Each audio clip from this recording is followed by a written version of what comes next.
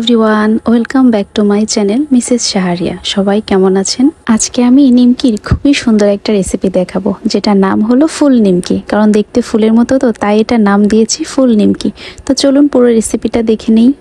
নিমকি বানানোর জন্য প্রথমে আমি এখানে 1 কাপ পরিমাণ ময়দা নিয়েছি। আপনারা আপনাদের পরিমাণ মতো কমিয়ে বা বাড়িয়ে নিতে পারেন। এরপর কালো জিরা দিয়েছি 1 চামচের মতো। নিমকির মধ্যে কালো জিরাটা খুবই ভালো লাগে, অবশ্যই দেওয়ার চেষ্টা করবেন। এরপর পরিমাণের থেকে একটু বেশি লবণ দিয়েছি, কারণ যেহেতু নিমকি একটু নোনতা নোনতা লাগলে খেতে ভালো লাগবে। 1/2 চামচের মতো চিনি দিয়েছি। এটা নিমকিটাকে মিষ্টি করবে না, কিন্তু খেতে খুবই ভালো লাগবে, মানে একটা মিষ্টি মিষ্টি ফ্লেভার থাকবে, তার জন্য দিয়েছি। এবং এখানে 3 চামচের মতো সয়াবিন তেল দিয়েছি। তেলটা একটু বেশি পরিমাণেই দিবেন। তেলটা দেওয়ার পরে এখন শুকনো উপকরণগুলো ভালোভাবে হাত দিয়ে মাখিয়ে নিতে হবে। অবশ্যই কাজটা হাত দিয়ে করার চেষ্টা করবেন। এখন এর মধ্যে পরিমাণ মতো পানি দিতে হবে। নর্মাল তাপমাত্রার পানি দিলেই হবে, অনেক বেশি পানি দিয়ে দিবেন না। আগেই একটু একটু করে পানি দিয়ে সুন্দর একটা ডো তৈরি করে নিতে হবে। মানে অনেক বেশি পানি যদি আপনি একবারে দিয়ে দেন, দেখা যাবে ডোটা নরম হয়ে যেতে পারে, আর যেটা মোটেও ভালো হবে না। এর জন্য একটু একটু করে পানি দিয়ে সুন্দর একটা ডো তৈরি করতে হবে নিমকির জন্য। আমার ডোটা একদমই পারফেক্টভাবে হয়ে গেছে, দেখতেই পাচ্ছেন। একদমই শক্ত না, নরম না, একদম পারফেক্ট একটা ডো আমি তৈরি করে ফেলেছি নিমকির জন্য। এখন উপর দিয়ে কিছুটা তেল দিয়ে হাত দিয়ে এটাকে ভালোভাবে মিশিয়ে ঢেকে রেখে দিব। আপনারা চাইলে সাথে সাথে বানিয়ে নিতে পারেন, কিন্তু ডোটা যদি আরও 20 মিনিটের জন্য রেস্টে দেওয়া হয়, তাহলে এটা আরও বেশি ভালো হবে।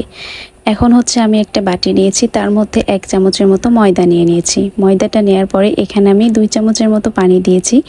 এখন এটার একটা পেস্ট তৈরি করব। তো দেখতেই পাচ্ছেন আমি একটা চামচের সাহায্যে সুন্দরভাবে পেস্টটা তৈরি করে ফেলেছি, এবং কতটা ঘন রেখেছি সেটা তো বোঝাই যাচ্ছে।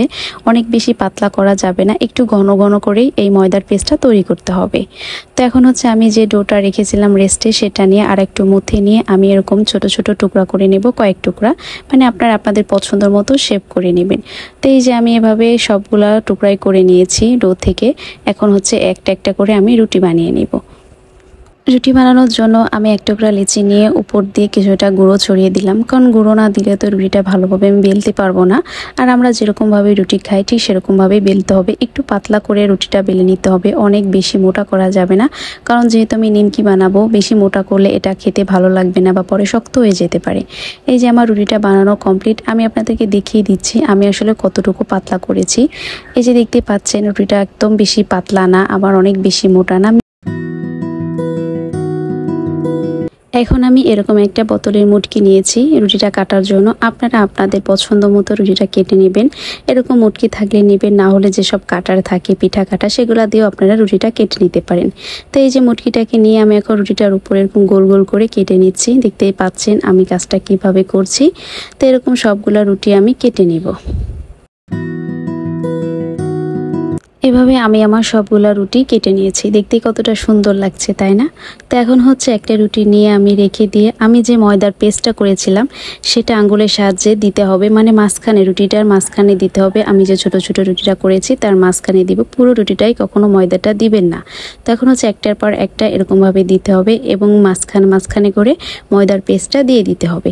তো এরকম করে মোট 5টা রুটি আমি এক এক করে দিয়ে দিব। একটা বিষয় লক্ষ্য রাখবেন, যেন ময়দার পেস্টটা পুরো রুটিতে না লাগে, মানে আমি যে ছোট ছোট রুটি করেছি তার মাঝ বরাবরই ময়দার পেস্টটা দিতে হবে। পুরো রুটিতে দিলে দেখা যাবে রুটিগুলো লেগে যাবে। তো এখন হচ্ছে একটা শলা বা কাঠির সাহায্যে রুটিটার মাঝ বরাবর এভাবে করে চাপ দিতে হবে।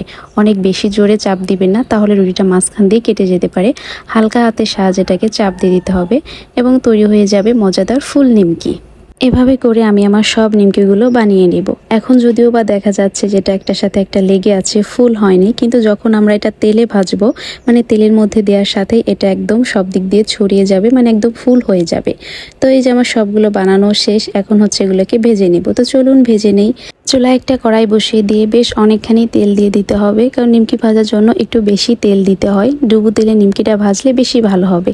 তো তেলটা গরম করে এখন এর মধ্যে এক এক করে নিমকিগুলা দিয়ে দিব। যদিও বা প্রথমে চুলাটা একটু বেশি বাড়িয়ে দিবেন, কিন্তু যখন নিমকিগুলা দিয়ে দিবেন তখন চুলাটা কমিয়ে দিবেন। অনেক বেশি তাপ থাকলে নিমকিগুলা পুড়ে যেতে পারে, এর জন্য হালকা আঁচে এটাকে ভেজে নিতে হবে। যখন নিমকিগুলার এক পাশ হয়ে যাবে, তখন একটা চামচের সাহায্যে নিমকিগুলাকে উল্টিয়ে পাল্টিয়ে ভালোভাবে এটাকে ভেজে নিব। এখন দেখতে কতটা সুন্দর লাগছে, তাই না? একদম ফুলে গেছে, ফুলের মতো হয়ে গেছে, মানে দেখতেই অন্যরকম লাগছে।